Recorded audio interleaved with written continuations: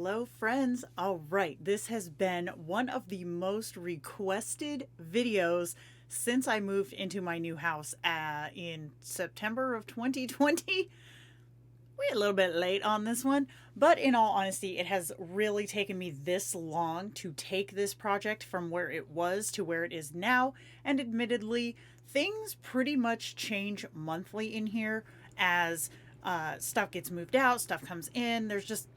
It's a work in progress. That's what it is. It's a work in progress. So, back in our old apartment when we first moved to Minneapolis, we had 2 bedrooms, 2 bathrooms, and literally a living room and a kitchen. So there was no place for me to have my own spot where I could work, film, edit, stuff like that. So when we moved, I was like, okay, we're going to need to work out to where I can have some space that I can get this stuff done, especially since I added in live streaming twice a week, plus the Minecraft server that we're doing. So I needed space so that I wasn't bothering anybody else and so that I could work in relative quiet. So we moved into a house that has 2 bedrooms, 2 bathrooms, a living room, and a kitchen. So it's like, okay, the extra space is not there. Now, we do have a workshop that is just outside, but my husband laid claim to that pretty much right away. So I was like, okay, I can't have that. So what I ended up doing is I took the master walk-in closet and turned it into an office. Now, here's the thing, okay? If you're looking to have a small space office, you need to be very realistic about storage and about your personal comfort. My husband, for example, he could never work in here because he is incredibly claustrophobic.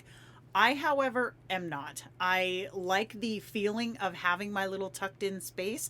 Plus, the way that I have it laid out, everything is very accessible and I guess it has a very good flow. I don't feel cramped. I don't feel squished. Like, I can get up, I can move, I can stand. I'm not hindered by the space whatsoever.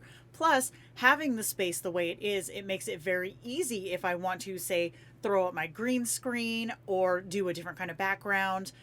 Everything is very much right here. So to change something doesn't require an entire room's worth of work. I can make a quick change very easily with very little cost as well. So I'm going to throw up a picture of the before space. Now, this room did not have a door on it when we moved in. We had to do a lot of repairs when we first moved into this house. So thankfully it didn't, though, because I was able to work out something that worked even better that we'll touch on in a little bit. So it did not have a door on it. The fuse panel for the house is in here. The access panel for the fuse is in here. And also the access panel for the water heater is in here. I don't know what they were thinking, you guys. Although I guess they really didn't consider that this needed to be a functioning room. But I thought different. So I needed to be mindful of these things when I came into this space. So the space itself from the longest point right here to in front of me is just over 4 feet. And from this wall here to the door is just over 6 feet. So I do have a little bit of space that is taken away, probably about 6 inches for the fuse panel wall, which you can't see, it's just out of frame, but it's back here. And another thing I had to consider was power usage. So as you can imagine, master closets are typically not run with power in mind. So my husband, being the saint that he is, came in here, put my space on its own circuit. So he went into the fuse box, he ran wiring, he did the whole thing. He created, like, my office has its own circuit in the circuit panel. This might not be the right lingo. I mean, I don't really know. Like, if something were to go wrong in this office, that fuse would pop. Okay, that's what I meant. It's safety. So now I have functioning outlets. I've got one right here that you can't see. There's one up here to charge things. I have one down here for my computer stuff to plug into. And then I have one right below my desk space that has my charger cable for my iPad, things like that. So I have plenty of power space in here, and I have plenty of safety precautions for that power in here. Now, another thing to consider, going back to the door situation. Now, closets, as you can imagine, are not built for ventilation. Okay, so I needed to make sure that not only I was okay in here, but that my equipment was going to be okay in here. As we all know, computers, they require circulation. They can run hot. So I have taken all of the, like the bars, you know, the hangers go on the closet door, not doors. You know what I'm talking about, the curtain rod, not curtains. Good Lord, clothing rods. I took all of that out of here, but I left the shelving up top. Now the shelf above me directly has been totally gutted, and the only thing up there are my computers. Every cable for monitors and things like that run down the wall in one of those protective doodads. And so those are the only things up there. And also my my my internet router, that's up there too. So all of that does now have the circulation that it needs. Thank you, spouse. So that my equipment doesn't run hot and nothing breaks. That's the important thing, that nothing breaks. So speaking of ventilation, with my door situation, instead of installing a standard like closet door or room door with a doorknob, you know what I mean, I instead went for a collapsible door that is slotted, so that air can come in, air can go out, so there is a steady flow. It's not just stagnant air in here. And the only thing that I would change, okay, the only thing that I would change if I had to replace this door situation is I would get one that only had slats from, say, the midway up, if I could find it, because my ferrets literally use this as a ladder to get to the stuff that I have hanging up here. If you guys watch my live streams, you have seen them scale the wall, you have seen them yeet themselves off, and you've seen me rescue more than one of them. So that's the only thing that I would change as far as the door situation goes. So when we first came in, okay, the walls in here had this really butt ugly, like tan and brown vertically striped wallpaper. Here's a photo, okay? Here's a photo. I messed around with some colors. I did a black wall so that I could have like a darker background, and then a gray accent wall. I was like really trying to feel out the space and decide what I wanted. Neither of those options I really felt worked, because as we all know, dark colors tend to make a small space feel smaller. So what I landed on was painting the entire room white and setting up anchor points, which are obviously out of frame, where I could hang backdrops. I have a green screen backdrop and I have a black cloth backdrop. So if I want that look, I can easily get it with a 3-point hanging system rather than having the entire room just be like a little cave. And then the next thing that had to go was the carpet. Now, I was around in the 80s, but I was pretty much like a little walking fetus. So I don't fully remember this style of carpet, but I feel like I should, because, it's in there somewhere, you guys. It's in there somewhere. So I definitely had to get rid of that. And because this space, again, is the only space in the house that is strictly mine, I went with pink carpet. So I have pink carpet in here, white walls, and it's just screams Jenna.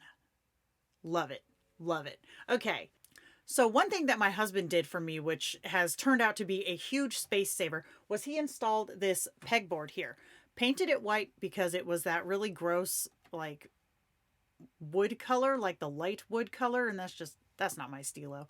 So I had this installed. I did cut a lot of it off. It used to go all the way back to this corner here, but I didn't need that much space, so I ended up cutting it off and just having my workable stuff over here. I never used it back there anyway. So now when I hang my backdrops, I don't have to either have like lumps and bumps underneath it or have it knocking stuff off of here. So having the half board is working way better than having the full board. One mistake that I made was I I went through a few like layout orientations. The first thing I did was I had a Murphy desk mounted right here. So it was probably about 2 feet across, maybe, and like maybe a foot and a half tall. And it would fold down, and I would have my laptop in there. But that really wasn't functional for me because, for one, it did fit perfectly in this space right here between this wall and the power box wall, but it felt like I was shoved against this wall right here. And all of my power stuff is on this side. So I was having to run cables farther. It was not really functional. And also I felt very limited because it was just, I had so much wasted space behind me because with this power box here, there's not really much I can do with it. But with this space on this side, I have, you'll see, a lot of stuff over here that I can work with.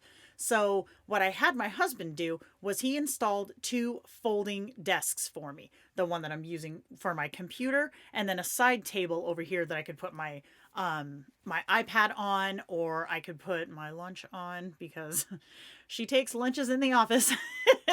But both of these are foldable. So if I need more space for a project in here, I can easily just unhitch, drop them down, and have all the space I need. My monitor is mounted to the wall here, and I have a second monitor mounted to the wall on that side. So the only things on my actual desk that need to come up are my very easily moved keyboard, my stand that I have my iPad sitting on, and one, my little, what is this thing? Speaker, a Bluetooth speaker. That's it. Everything else, it just drops down, no big deal.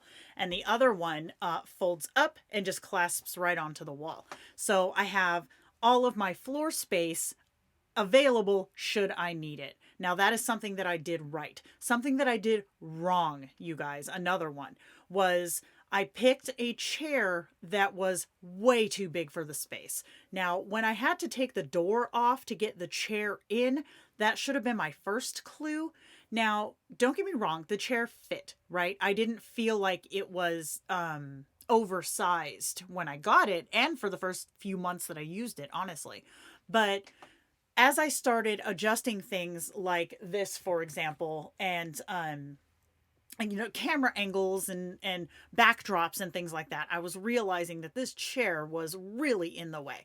So I ended up breaking that guy down, and I got this shorter chair. It's not as comfortable, but it fits the space much better. And I can just slide it under the desk here, and I have all the space behind me if I need to do, move around and stuff like that. So the chair moment, that was a bit of an ostentatious purchase that did not work out well for me.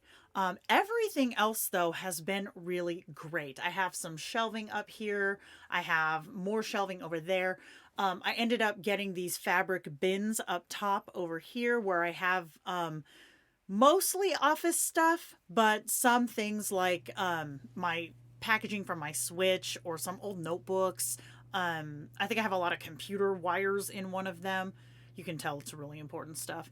But with everything having its place in here, I never feel overly cramped. So if anybody out there is looking to convert a closet into a workable office space, learn from my mistakes, stick with the bright colors, and really consider what you're going to use the space for. For example, if I was just coming in here to draw or to answer emails and stuff like that, I wouldn't need to be as particular about, say, where what's behind me on this wall. I could put whatever I wanted to back here if I didn't have to have a camera on all the time. But because I do, most of my art is centered over here, above my second monitor and on this wall that the power box is on. So just be very mindful of what you plan to do with the space, and take your time to literally design how you want stuff to be laid out. Fold down tables are your BFF. So one last thing that I had to do that doesn't really have anything to do with the office space itself, but has everything to do with what should have gone in here. What happened to our closet? What did we do with all the stuff that we would normally put in our closet?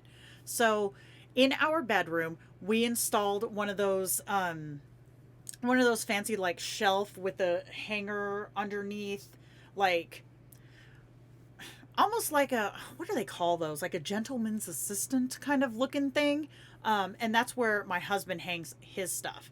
And then we have from IKEA those 9 cube shelving things with the fabric boxes that go in them, and that's where we store all of our clothing. Anything else that would have gone in here, like winter coats and stuff like that, we vacuum seal them in those sucky bags. You know what I'm talking about? Sucky, like food space bags, but for clothes. And we put those in our front closet. Now that it is winter time, they have come out and they're just hanging in the front closet. So I've been very careful about what was intentioned to go in here before we moved, because I knew coming into here that this was going to be my space and less of a closet space. So I pared down a lot of my wardrobe stuff I didn't wear, stuff I wouldn't wear, got rid of it before we even moved. And then we have, like I said, the fabric box system that works remarkably well for clothes, by the way.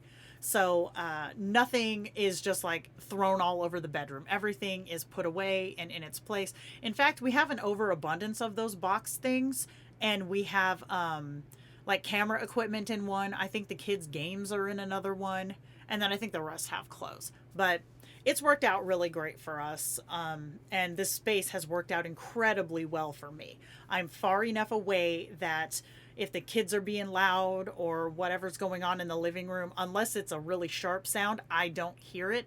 One con though, I am right on the other side of the furnace wall, so I can hear when the furnace kicks on, but as of right now, I haven't noticed a lot of it picking up with the mic, because my mic faces this way and records from this way, and the furnace is behind the microphone. So it doesn't pick it up as much as I feared that it would.